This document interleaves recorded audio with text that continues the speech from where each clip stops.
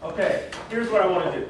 I want to frame for you what's going to happen this week so that everyone clearly understands where we're going. Some of you know my wife and I. This is our 4th year working in Lake City with Rising Seniors. What I'm going to do, because I know some of you are going to leave at 9:55 and then come back, I want to make sure while everyone is in the room that I get this part done so that I can explain what's going to happen and I can address any questions. Every year, we see these internet stories of students who get accepted to 50, 60, 100 colleges.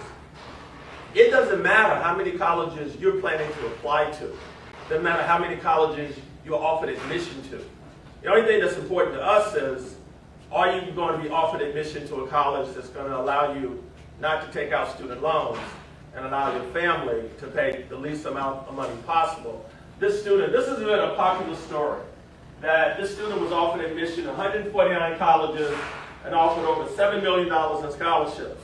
But the one thing that this story didn't say anything about is, well, was there at least one full scholarship? Because if you get offered admission to 149 colleges and you don't have a single full scholarship, then that means that, yeah, you can apply. Everyone in this room can get accepted to college. You don't have to come here for this week and waste 5 days of your time, because everyone in the room can get accepted somewhere. That's not the focus of our work. Our work is focused on making sure that you get into the right schools. Many of you... I didn't expect for us to be doing so much work, and I thought we were just going to go straight into, okay, this is the profession you want to go to, this is the college you want to go to, so let's work on scholarships. But that didn't happen at all. I think reality kicked in with a lot of people this week, and instead of focusing on what we necessarily wanted, we were taught to look at options. There's just more options than going right what's close to us and what we're comfortable with. How would you contrast this week in this room working with 30 other students and being able to talk about your aspirations while you work versus a typical classroom experience?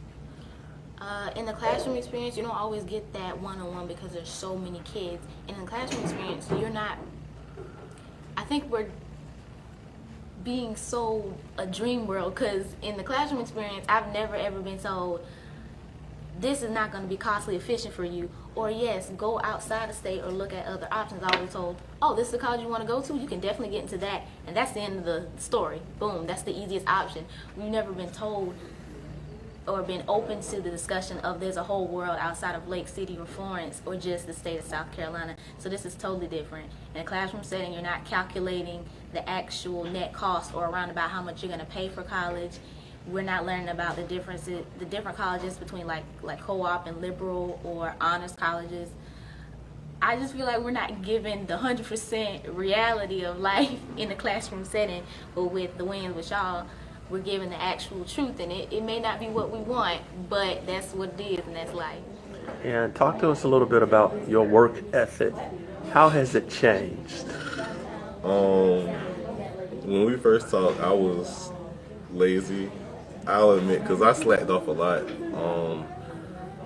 I always kind of slid by with the minimum, and then this week I had to start working really hard because the first day I went home and I had nothing finished. So I had to work and keep working to get to where I am now at the end. And what was your thinking on Monday as opposed to your thinking today on Friday? My thinking on Monday was, this is too much work, I want to go home. And now that it's Friday, I realize that that was not the right mindset, and I'm actually grateful that I have come this week. Well, this week I learned a variety of things. One of the things where we were talking about test scores in different colleges is that I'm not a really good test taker. So for people like me, I thought about applying to a technical college for the first 2 years because I qualified for a life scholarship. So I would get a full ride at a tech and transfer to a 4-year school. And I'm pursuing my major in criminal justice. So. Well, the My boot camp experience this year, I never thought that it was gonna be like this. I was expecting something else, but I think this opened my eyes out, like, to see that there's many opportunities for me and that I can like achieve my goal if I'm committed, and if I want to, I can get what I want. And I'm really thankful that this program came, because like it's been a blessing to me this whole week, and it's like encouraged me to become better, to get better grades, to score higher on my SAT when I first take it, and to bring up my GPA. I was telling me just like a lot of essays, just like just book work. But Mr. Wayne actually like gets involved. He actually helps you get through the process. Like, do you really want to stay in state? Do you really want to go out of state? Because there's other options. Whichever one gives you the best option, you need to pick. This week when I heard about college cohort boot camp, I mainly thought that we all had our one college, and that whatever college we told them, we thought we were just, they were going to plan an outline that we get there. It was going to be like no second guessing, you're not changing my mind, just whatever we wanted. But turns out it's not the case at all. The Winds, they don't want to discourage us, but they just want us to become more open-minded so that we find things that we can't see for ourselves, or they can just at least create a new perspective for us to find things. I think that helped them to understand that there's a lot more to the college process than what we expected. There's a lot more than just saying, oh, I want to go here. It's your test scores. It's what you and your family can afford, and long-term goals as to what you expect to be paying for college. Just keeping your options open and just being aware of the reality of what everything is. Studying in college. I want to be a nurse practitioner. And what would you say to the superintendent who's responsible for your having the opportunity to be in this program this week?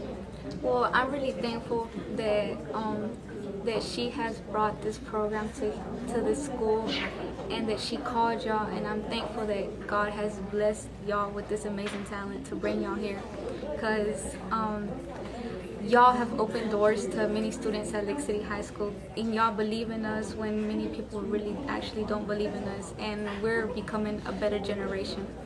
I'd like to say thank you, because I probably would have ended up at some state school with a partial scholarship, but now I can go to some of the top-rate schools and the colleges for free.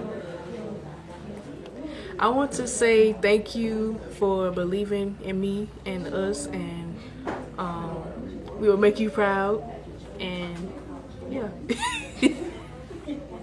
I would say that I am eternally grateful that you were able to put this together, and I am glad that I attended this. And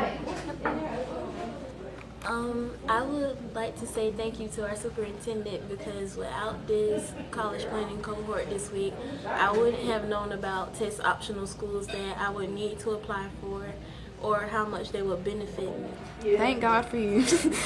We need this planning. We need to know what we're getting into, basically. So.